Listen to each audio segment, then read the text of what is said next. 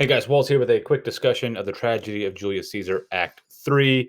So have your handout ready, check your answers, or follow along with me. Let's get into the play. Before we do that, let's talk about Act 2. Remember, in Act 2, Brutus says that Caesar must die. He compares him to a serpent in the egg. He's basically making the argument that Caesar's not dangerous right now, but once we give him power, or like once he breaks free of his shell, he will become dangerous. We all know that serpents bite. And Brutus makes the argument that, like, well, we've seen it in the past where if you give someone, power, they turn evil. Okay, now Brutus thinks that what they're doing is honorable. He thinks that they don't need to take an oath because they can't snitch on each other if what they're doing is the right thing to do in the first place. Now, Brutus thinks he's doing the right thing. I think Cassius and the others know that they're just being petty little jerks. Now Calpurnia has a bad dream, and she almost convinces Caesar not to go to the capital. But Caesar's all like, cowards die 1,000 times before their death. Basically, he's saying, like, if I don't go, I'm showing that I'm afraid. Can't do that. I'm Caesar. Now, Artemidorus has a letter, and that letter basically it's one thing I love about this play is we know that Caesar dies. It's a historical thing that happened, but Shakespeare here shows us so many ways that Caesar could have been saved.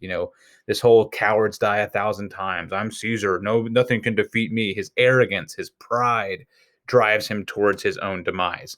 So at the end of the play, we're like, oh man, what if Artemidorus actually gets him this letter? What's gonna happen? So let's go to the play. Now Caesar here says the Ides of March are come. The soothsayer's like, yeah, but like the day's not over, man. Like we've got 24 hours here. Now Artemidorus shows up. Hail Caesar, read this schedule, read this document. And Decius says, Trebonius wants you to actually read this letter. And Artemidorus is like, no. Like mine's more important. And Caesar says, he said, oh yeah, this is key. He says, like, what, mine is more important to you because it's like more about you. And Caesar says, what touches us ourself shall be last served. Now, this is key because Brutus is afraid that Caesar is going to use the power to do bad. He's going to be bad for the Roman Republic, the Roman people. He's going to be too selfish. But here, Caesar says, what touches us ourselves, what concerns us, comes last. So that shows humility. In the end, Caesar ignores Artemidorus and goes into the capital, and he is confronted by the conspirators. And Metellus Semper here throws himself in front of Caesar, and Caesar's like, dude, just because you're kneeling before me and begging, begging me to make it, to undo my ruling about your brother. If I was a normal man, this might work, but I am not. I am Caesar. So Metellus wants his brother to be reinstated, to be taken out of banish. He says, thy brother by decree is banished. If thou dost bend and pray and fawn for him, I spurn thee like a cur out of my way. So basically saying, if you're going to sit here and beg for me to bring your brother back after I've already banished him, then I kick you out of the way like a dog. And it says, no, Caesar doth not wrong, nor without cause will he be satisfied. So right there, when the play or the act begins, we see Caesar kind of acting like, oh, what's about me is not important. But here at the end of this little section, he says, like, I don't do anything wrong. I'm not, no, like you don't get to second guess me. So Metellus Cimber basically says again, like, dude, like for reals, like help me out. And Caesar says, I could be well moved if I were as you. Oh yeah, Brutus even steps in, like, Brutus, like, please, like we're not crazy, like, help this dude out. It's not just this guy being weak or begging you, like we're all begging you, like be nice to this guy. And Caesar's kind of taken aback, and he says, I am as constant as the northern star, of whose true fixed and resting quality there is no fellow in the firmament. Basically, I am more firm in my position on things than anyone else on the planet, and even the North Star itself. So Caesar here is given a couple opportunities by the conspirators, and I'm left wondering, what if he was like, oh yeah, like for sure, like yeah, like I agree with you guys, let's let the guy back into town. Would they have still killed him? We'll never know, because here's the scene. Cinna says, "Oh, Caesar." Caesar says, "Hence wilt thou lift up Olympus?" You're saying, are you trying to do the impossible? Like, you can't lift up Olympus. You can't change my mind. And then Casca says, "Speak, hands, for me." And they all stab him except for Brutus. And this is one of those famous lines in all of literature. Caesar says, "Et tu, Brute," then falls Caesar. So basically what happens is you have all these men stabbing Caesar. Historically, I think they showed like over 3 dozen wounds. And so Caesar is getting stabbed and stabbed and stabbed, and he's trying to get away, but he can't. And then he turns and he sees that Brutus also has a knife, and basically it's like, well, if even you, Brutus, are against me, then there's no point. So Brutus delivers the final blow, stabs him, and Caesar dies. So everything goes crazy. And let's see here. They all like literally like bathe their hands in Caesar's blood. This goes along with a dream that Calpurnia had. Apparently, she was right. And let's see here, going down. Antony. Antony comes in. So this gets into our answers here. So let's see here. Quick check. What is the role of Trebonius? The role of Trebonius was to make sure that Mark Antony wasn't around for the actual killing. And now here we get into what Brutus or what Antony is asking of the conspirators. First, Antony says, "Oh man, like, I could live 1,000 years. I shall not find myself so apt to die." Basically saying, like, you killed my master, you killed Caesar, my king. Like, just you may as well kill me now. Brutus says, "Oh, Antony, beg not your death of us, though now we must appear bloody and cruel, as by our hands and this present act you see we do. You see but our hands, and this the bleeding business they have done. Our hearts you see not. They are pitiful, and pity to the general wrong of Rome." So he's saying, like, yeah, you see our hands and what they've done, but what you don't see is our hearts. You don't see the reason we did this. The reason we did this is we had to, we overcame our pity for Caesar because we felt worse for Rome. And so he says, "To you, our swords have leaden points." Basically, we're not here to kill you. And so Antony says, "I doubt not of your wisdom. Let each man render me his bloody hand." He shakes, like literally, he shakes the bloody hands of all these dudes to show that he trusts them. He trusts the reason that they did this if they tell him why they did it. So, where is it down here?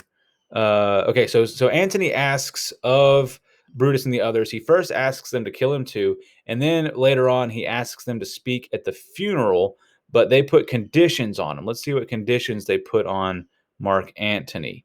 By your pardon, I will myself. So basically, he's saying here, like, Mark Antony, here you take Caesar's body. You shall not in your funeral speech blame us, but you speak all good you can devise of Caesar, and say you do it by our permission. Else shall you not have any hand at all about his funeral, and you shall speak in the same pulpit whereto I am going after my speech has ended. So he's saying you can't praise Caesar or speak ill of the conspirators. He must also say he has their permission to actually speak. All right, so let's go back here. Make sure you have these answers. What's the role of Trebonius? He's there to make sure Antony stays away.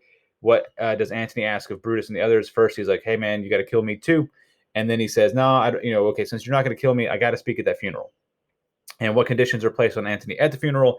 He can't say nice things about Caesar, and he can't blame the conspirators, and he also has to say that he has their permission to speak.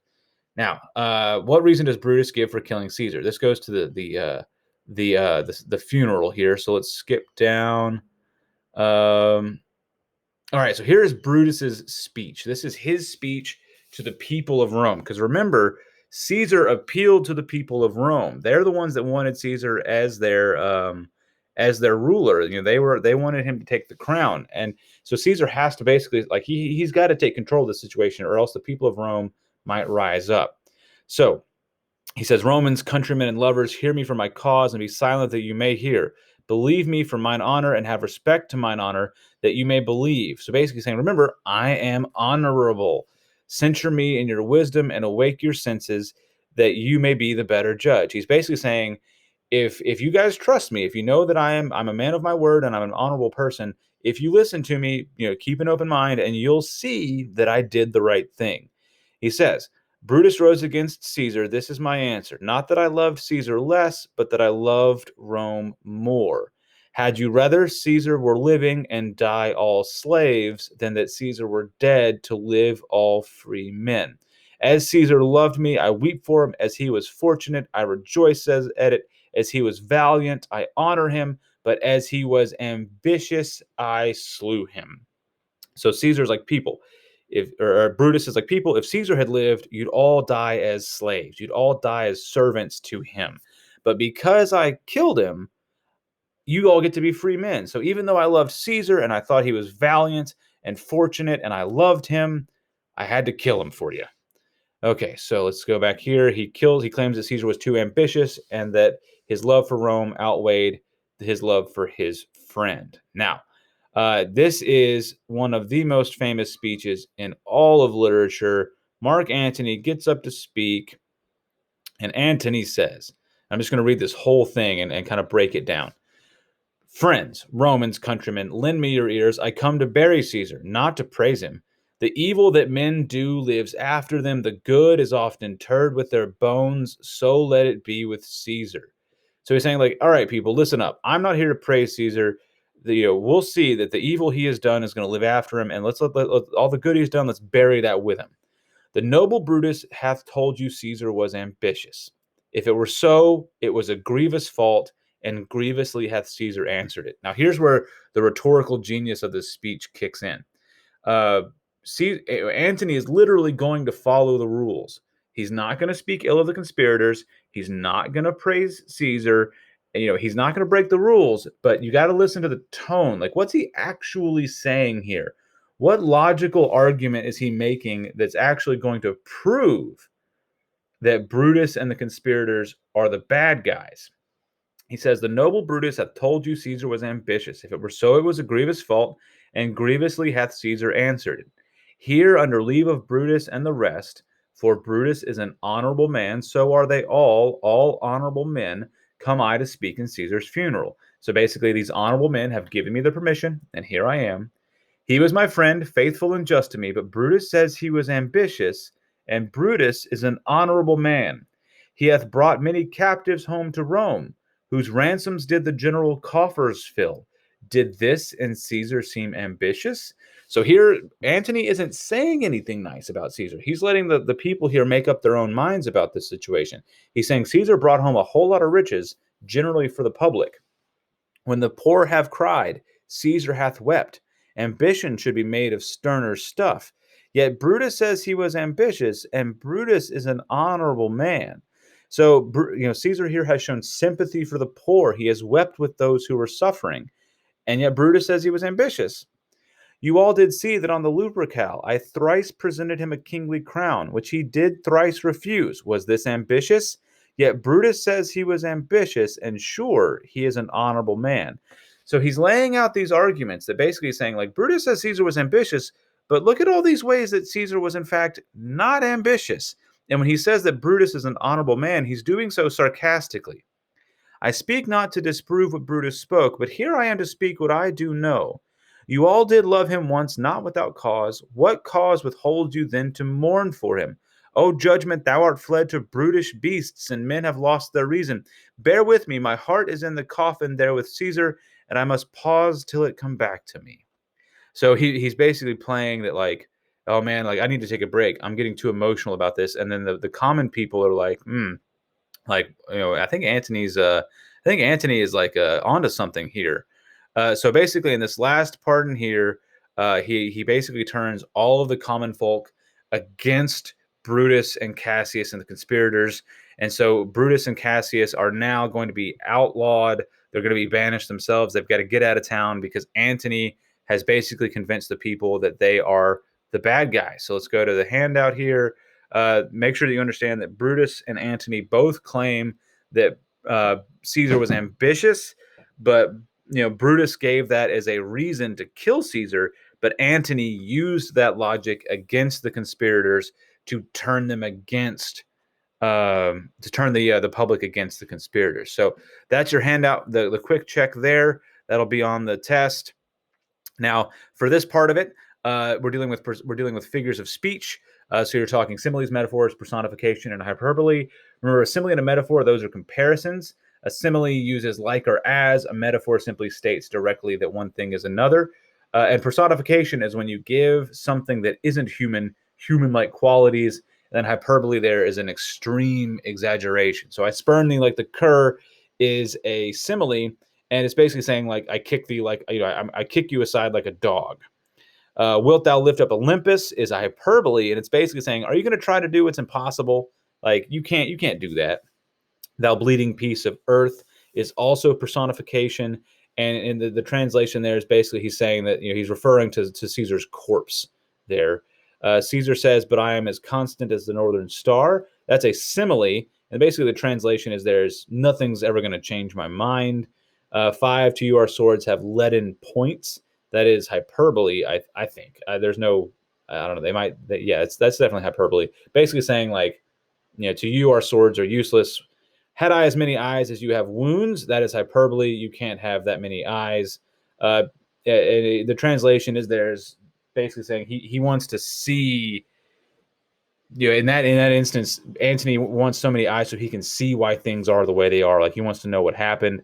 Cry out and run as it were doomsday. That's a simile. They're comparing it to doomsday, the situation to doomsday. And in that context, basically it's kind of like get out of here. Make like the world is ending and leave, kind of sort of. All right, guys, that is Act 3. That is Act 3. I'll put this little PowerPoint on the classroom so you guys can scroll through it at your leisure. And this information will be on the final test. Hope you guys have a good day or are having a good day. I'll be back with Act 4 soon.